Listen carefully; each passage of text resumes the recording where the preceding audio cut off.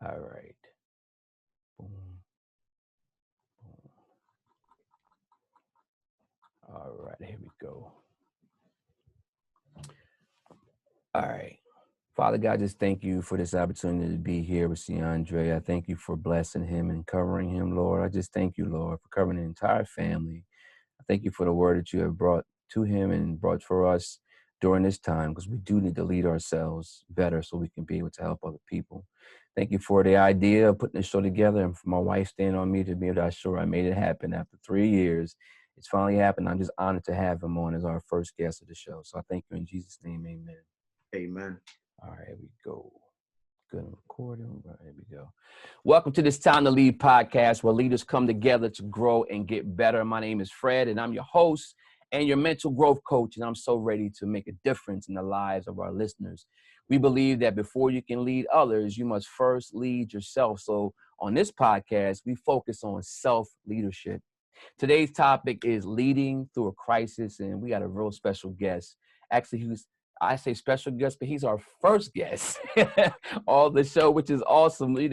And I'm so honored to feature and introduce to you Mr. Candre Gosa, who is a young leader, husband, minister. And I'm going to share with you his bio and brag on him a little bit. And I'm going to actually bring him on and just introduce him to you guys so you can see how powerful and how awesome he is. And we're going to have a conversation about our topic, leading through a crisis, pandemic, pivot or perish, change or be changed. Let me talk about Candre first. Candre was born January 1st, 1988. That's New Year's. In Wilmington, Delaware, to Robin Gosa and the late Clarence Butler. It was the desire of his grandmother, the late Nina Gosa, for him to attend the Christian school and to attain a Christian education.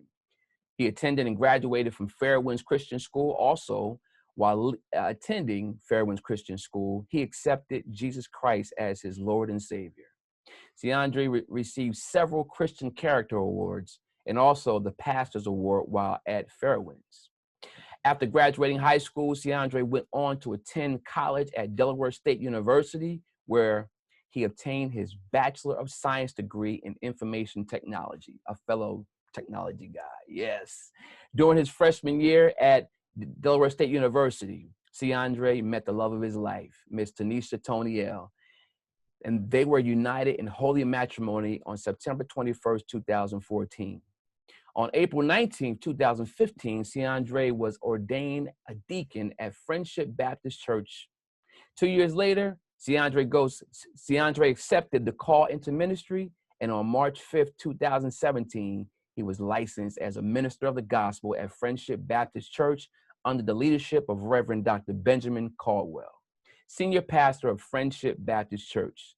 Candre is now a minister and youth leader at Living Grace Worship Cathedral under the leadership of Bishop Jeffrey Broughton Sr. and Executive Pastor Dawn Broughton.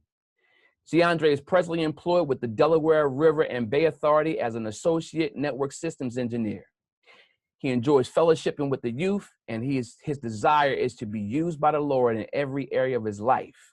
He enjoys sharing with others the goodness of the Lord, encouraging people, and sharing God's word. And I couldn't wait to get this young millennial on the show. Welcome to this Time to Lead podcast. Candre, what's going on, my friend? What's going on? What's going on? Thank you for having me on. I appreciate Yeah, you almost trying to figure out who that was, weren't you? It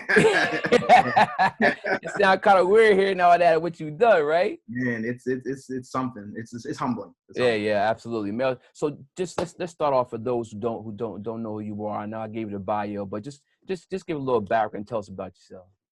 Well, yeah, as you said, my name is Candre Gosa. Born and raised in Wilmington, Delaware. Married to my beautiful wife, Tanisha Gosa. I've always been a tech enthusiast. And I've always been in the church, so it kind of just went hand in hand because now, I work in technology, but I also help with technology needs at my current church, Living Grace Worship Cathedral. Nice. And so, just a young man, just trying to just do the best that I can do and be the best version of me that I can be. Just serving, fellowshipping, and just enjoying the life that God has given me. So I can't really say. It's hard to kind of talk about yourself because you don't sound too bragging on yourself. But I just thank God really, on what He has allowed me to see and do.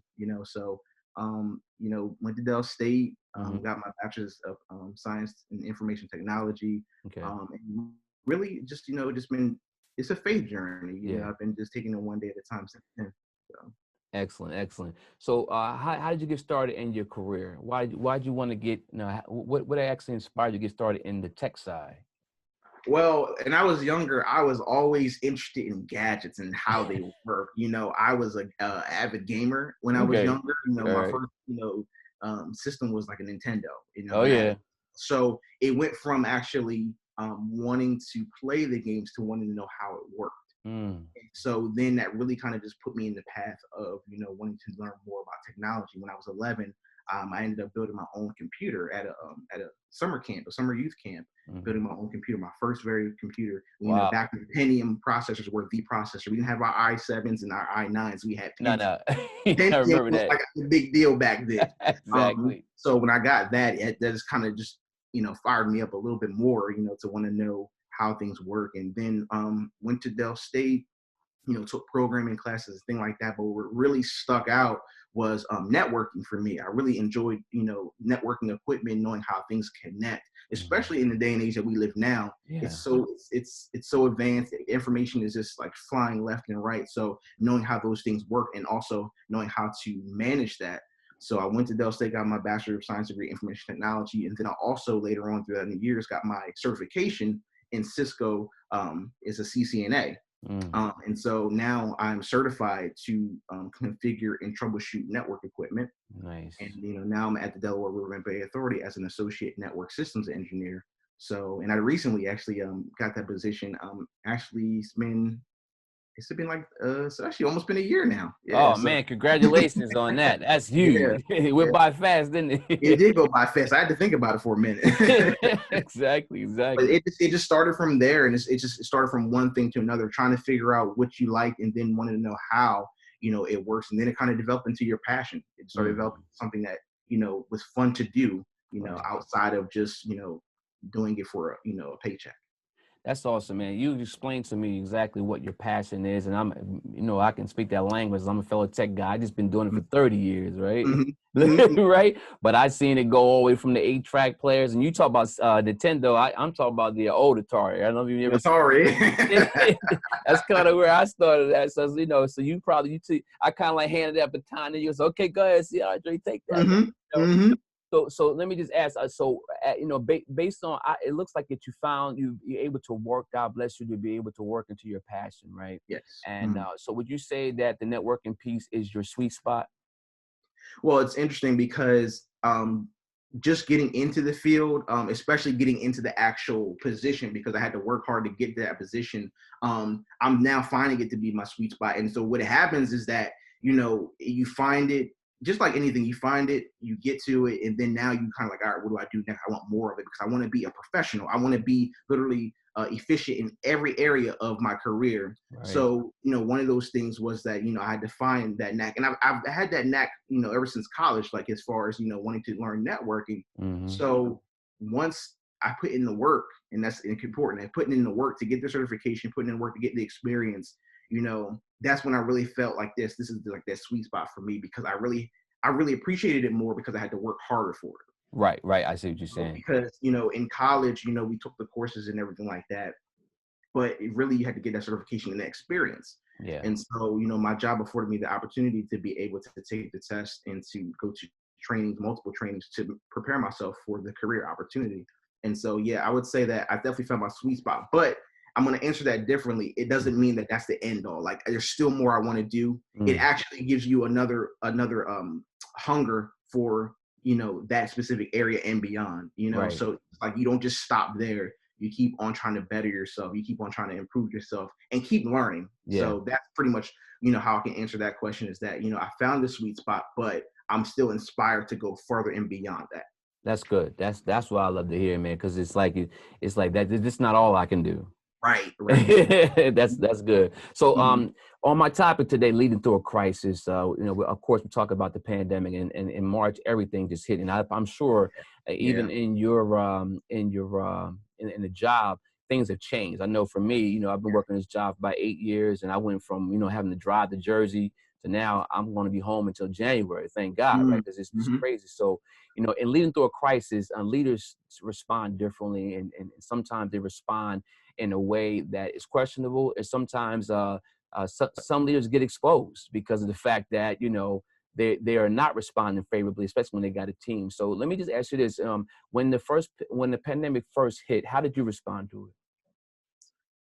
How did I respond to it? Well, it was definitely, one of those things where I didn't expect it to be what it is today. Yeah, So my response to it was I took it very seriously, but I was like, wow, this really took a turn. yeah. And what really also made it take a really big turn was when I tested positive for COVID-19. Wow. That was big because, my job and everything, I had job security. So there was no concern about me losing my job. Thank Right. God.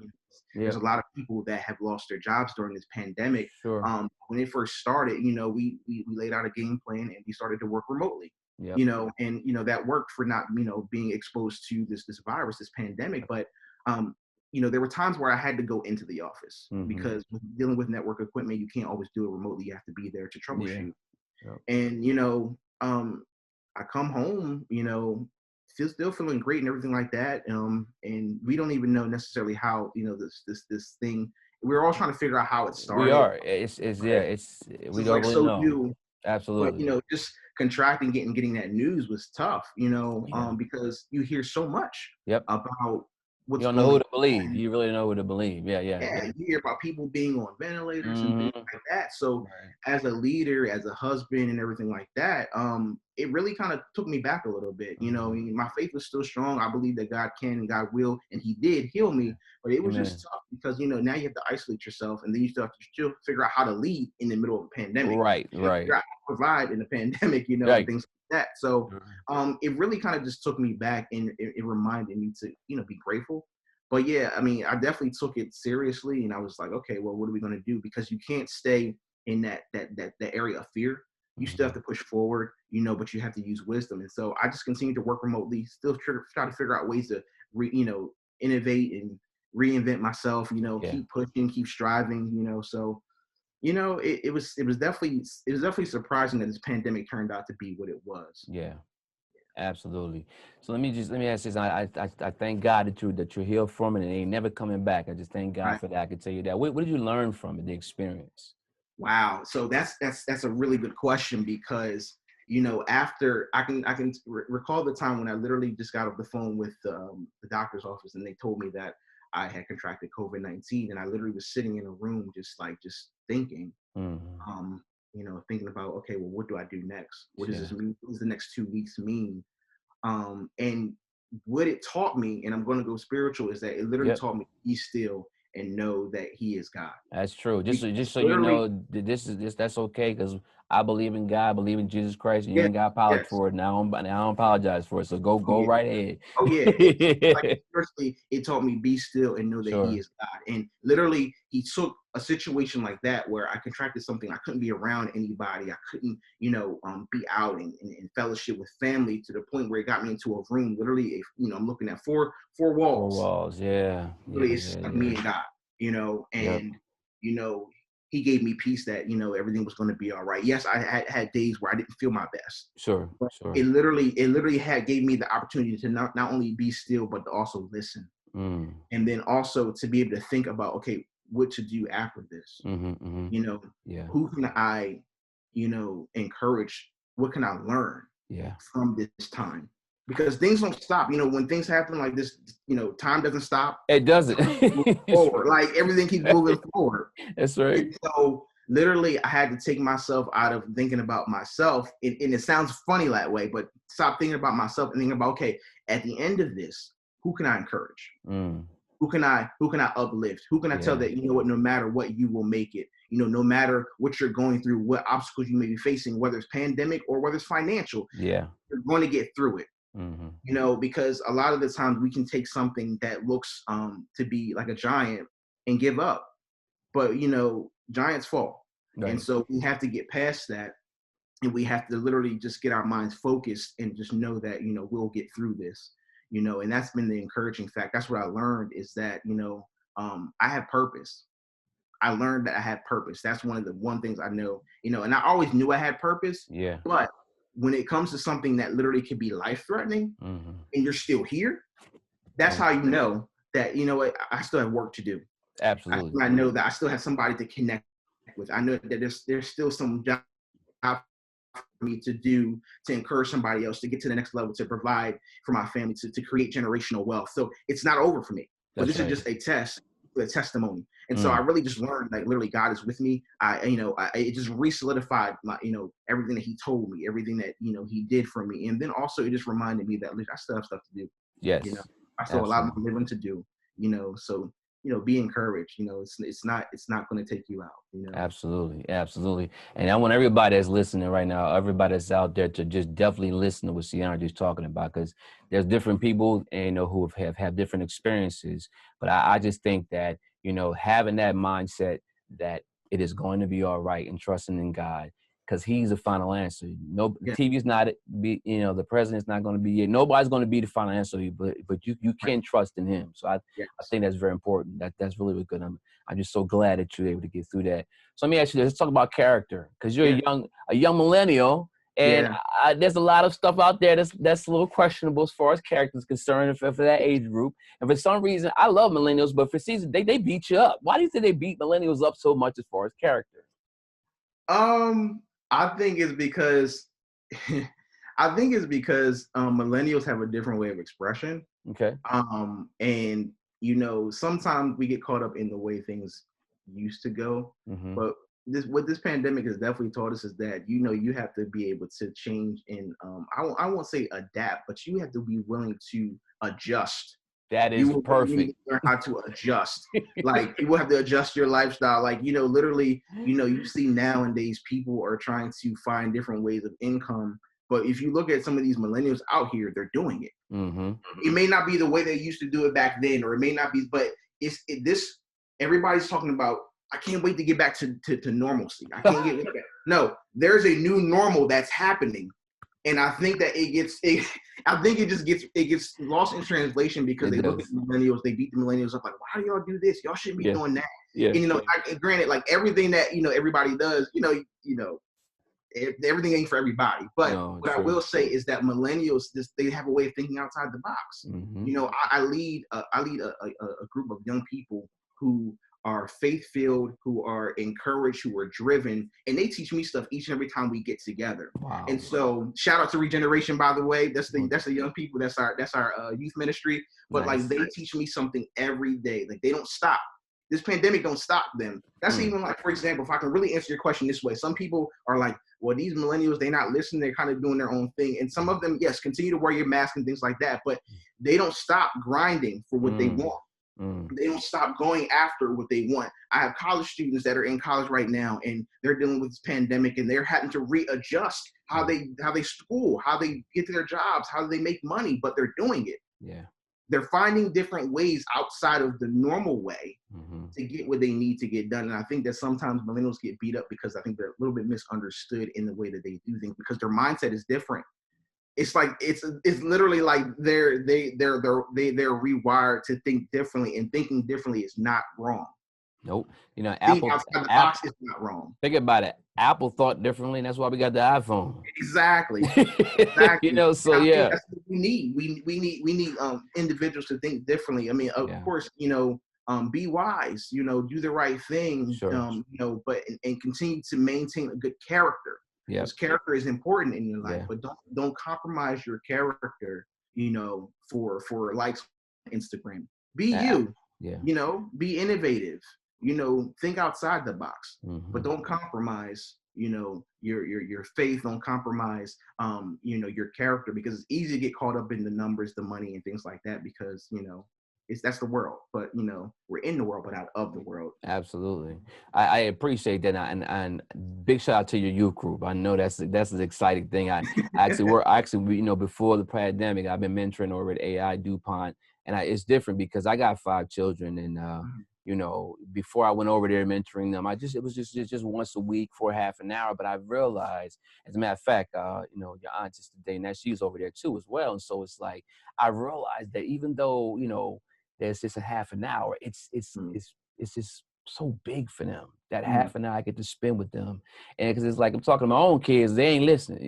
You know what I'm saying? I'm trying to give it, and then you have somebody else that's soaking it up. But I think for me, it was more of, you know, going to work and doing business is one thing, is this level of success, but doing that kind of work to me is more significance, kind of fulfillment, because I know that I can share with somebody that can make them, you know, know more, learn more, be more, do more, and be encouraged. So I just appreciate you being a leader of those young people, because it's really, really important. And we in the social media field world, and everybody's putting up what they think they are, or they're done, you know. So do you think that with social media, do you think that because of the technology, and you and I can appreciate the technology, you would think that technology will bring us closer? Do you think technology has brought us more closer or not?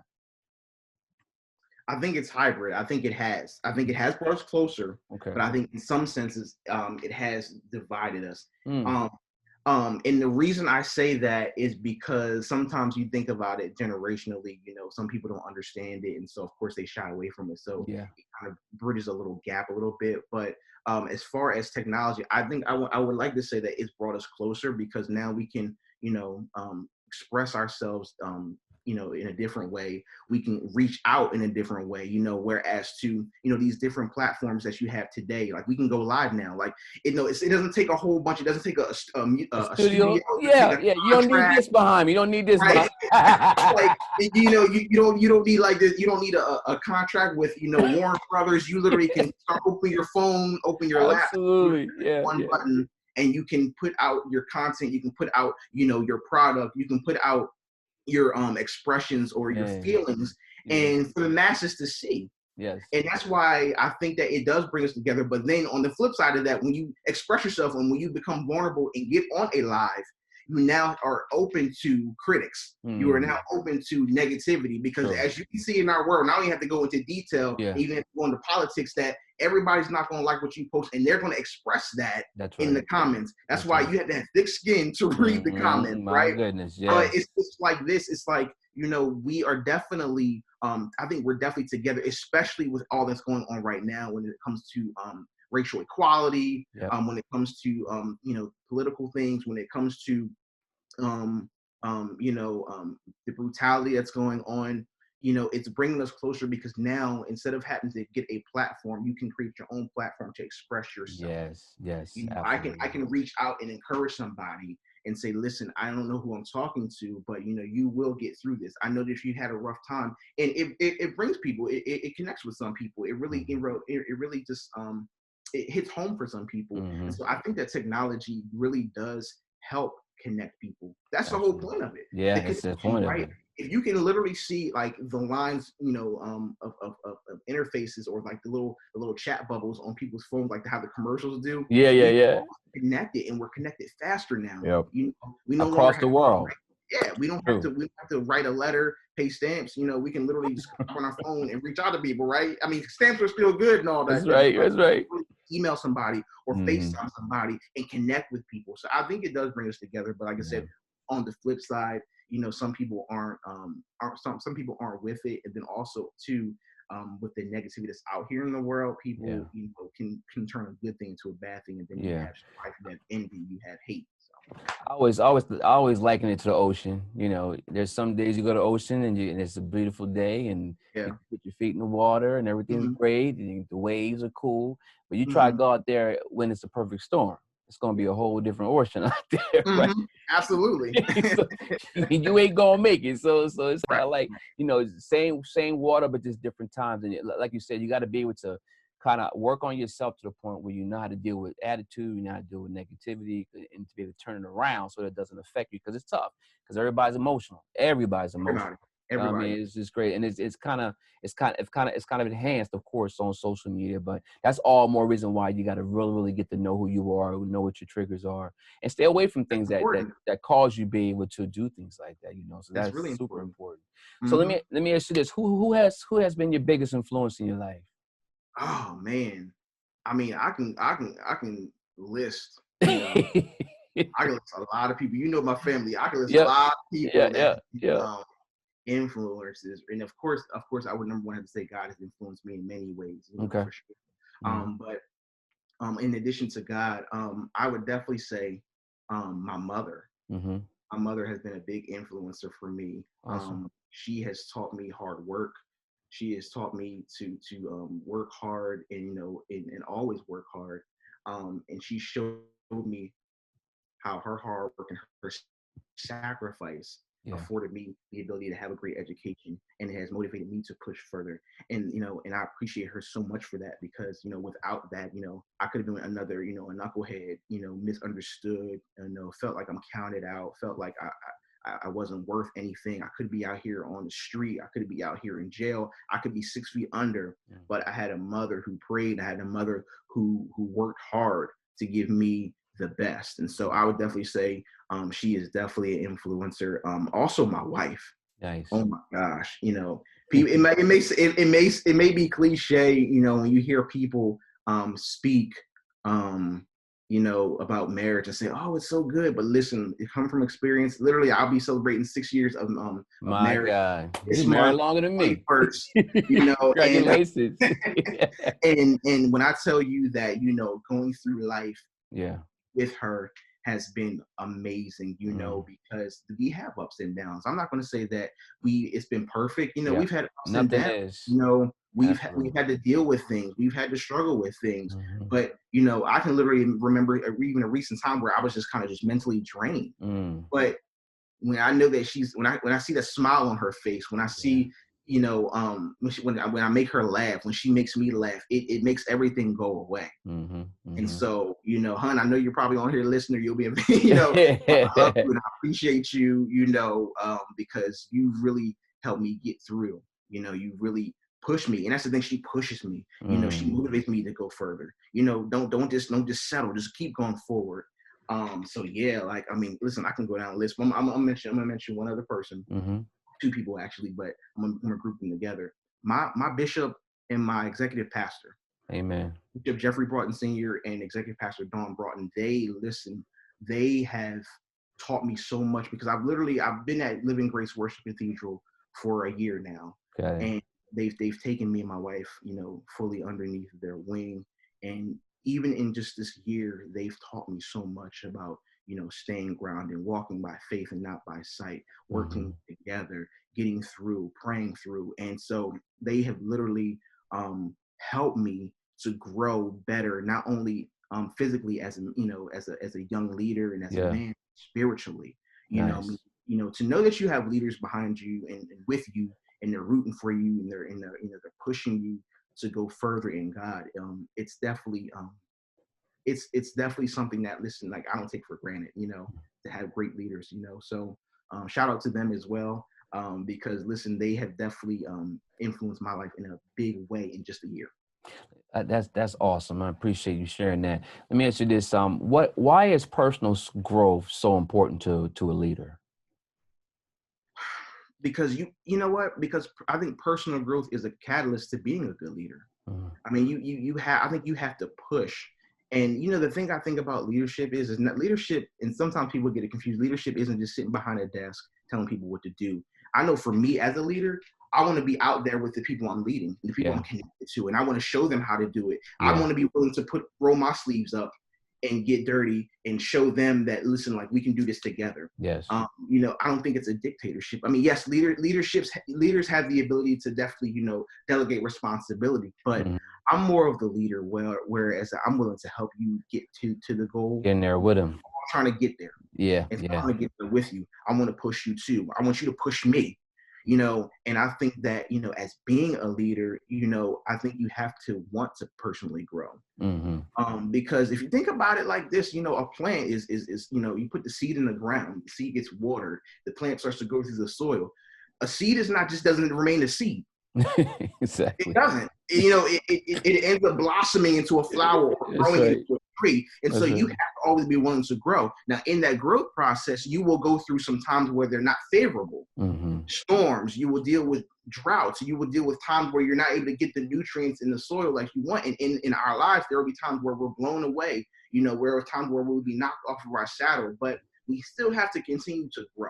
Yes. We still have to continue to push through the soil, push through all the storm and the rain to get to the sun. And so we really have to really think about our personal development. What do we want? What do we want in life? Do we, Mm. do we want to just have the 9 to 5? If that's what you want, that's cool. That's your own personal growth. But do you want you want the 9 to 5, but do you also want to have your own business? Do you want to Mm. bring in residual income? Do you want Yeah. to be able to have a business that impacts the world, that changes lives, that helps people get to their goals, that helps people when they're financially broken or spiritually broken? Mm. You have to ask yourself the question. And I think that personal growth is in line with your purpose, because Yes. personal growth can also show you your purpose. My grandma has always said, at her conferences and at Mhm. her dinners, that her pain became her purpose. Yes, yes, Sister Day, Pain that became absolutely. purpose. Mm. And I think that sometimes when you go through things, that's how you really know, number one, that you're growing, and then but number two, what your purpose is. Mm. It's And good so I stuff. think that personal growth is necessary for a leader. I don't think you should get stagnant. I don't. I think that you should definitely keep pushing forward, even if in small areas. Absolutely. And let me ask you this. I appreciate that. That is a great, great answer. And shout out to Sister Day, your grandma. Uh, Give a shout. No, and the whole family. What? Let me ask you this. What advice can you give someone who desires to be a leader because you have that leadership background? Learn to serve. Mm. Yeah. Learn to serve. Tell me more about that. And when I say that, a lot of people want the titles of leader or CEO or any title that can be big in the world, but you have to start somewhere. And you have to start, even if it's just sweeping a broom, even if it's just taking out the trash. And I'm not just talking about like in the church. I'm talking about in any field. Like, start somewhere, Yeah. but learn to serve as well. I think as leaders, in corporate America or anything like that, we can take a page from learning how to serve. And then when I say serve, like, I mean, rolling up your sleeves again. I go back to that analogy because I really believe that is that, rolling up your sleeves, in your business, to people that you're working with, and, see what they're doing, see how they're feeling, see how you can help. I know that, in your businesses, if you want to be a CEO, there's the CEO level stuff that you have to deal with. But I think it's no problem with coming out of your big chair, your big office, to come down and see about your people. And Yes. even when it comes to people that you're leading, my young people, seeing how they're doing in school, seeing if there's anything I can do, seeing if they need help with anything. If I can provide, a case of water while they're in school, I can bring that to you. There's no little job. There's only, helping people get to where they need to be, serving people. I take satisfaction in, me and my wife's time where we've gone to the Sunday breakfast mission. My wife works there, and Nice. being able to serve people who, on Thanksgiving, who may have not ever had a home cooked meal or a hot meal. Mm. You Mm. know, I think you learn so much about leadership in that, Yeah. and the importance of that, because you have to learn how to serve people. Like, how can I lead someone and I can't lead myself, or how can I lead someone and I don't know how to serve people? You know, I have to be a people person to lead people. And the only way you get to be a people person is if you actually spend time with people, help people. This is a young man that was born on January 1st, 1988. Can you believe, man? I just have so much respect for you, and I appreciate you sharing with us on today, man. So, what book are you reading now, or something that you've read and something one thing that you learned from it?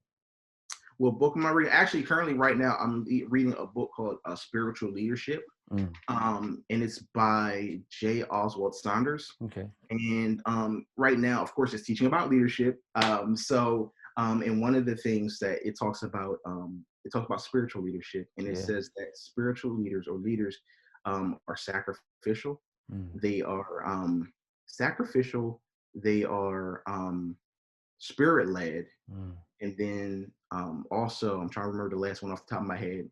My bishop gonna get me because this is an assignment, by the way, and I forgot. That's all. That's okay. We But go. but yeah, like to be sacrificial, There you to be go. sacrificial, and that means, like, sacrificing of your time, and sacrificing even your fleshly desires Right. to be able to minister to God's people, or to even help people. And I say that again because I think to be a leader you have to serve, and Absolutely. so. And then you also had to have a discipline. You have to be disciplined, to leading. And so that's one of the things that I've been learning out of this book is definitely how to be a better leader by being sacrificial. I think sacrificial was the big thing. That's why I mentioned it first, because you don't often think about being sacrificial as a leader. You always think about, okay, sometimes maybe what you can get or what you can tell people how to do to get to where you need to be. But like, literally sacrificing your wants and your needs to meet the goal. Yes, absolutely. Well, Candre Gosa, man, let me tell you something. I'm excited. I want to thank you for being a part of this Time to Lead podcast. Come on the show, man, and blessing us, man. You are truly a leader. And yes, millennials can be leaders too, okay? Yes, absolutely. Absolutely. So if somebody wanted to kind of, get a hold of you as far as, your ministry or even with the youth, how can they get a hold of you? Oh, absolutely. I'm on the social media platforms, Candre Gosa on Facebook. You can find me. You can actually, find me through email as well. If you want to just directly get me, my email address is candregosa@icloud.com. Just reach out to me through Facebook. Instagram, I'm on there. Actually, I'm trying to remember what my Instagram name is because I'm on there, but I'm not on there like, like that. I don't advertise on there. It's just kind of like my thing. I keep up with family and friends. Yeah. If you find me on Instagram or on Facebook and you find me on email, I can definitely get those to you. But yeah, definitely email is probably the best way because I always have my phone on. We're connected, right? So I always have my phone on me. Absolutely. Man, I appreciate you for coming on, man. It's been an honor and privilege, man. And I'm telling you, I'm looking forward to you doing greater things. I'm looking forward to God bless you with the vision that you have. And as long as you keep that kind of mindset and that servant attitude, man, I can see nothing but big things for you, man. To God be the glory. Thank you for having me on. I appreciate it. I appreciate you. You take care of yourself, man. I'll be talking to you soon. I definitely want to have you come back at a later date. Absolutely. Let me know. This is our first episode with Candre Gosa. You see it live. He's the first one on our show. Okay, you better get it right. And shout out to everybody. And do me a favor. I'm going to update the website with the show notes with his information as well on the website. And Candre, I'll send this show to you so you can have it for yourself. All right. All right. Be blessed, man. I talk to you. See you.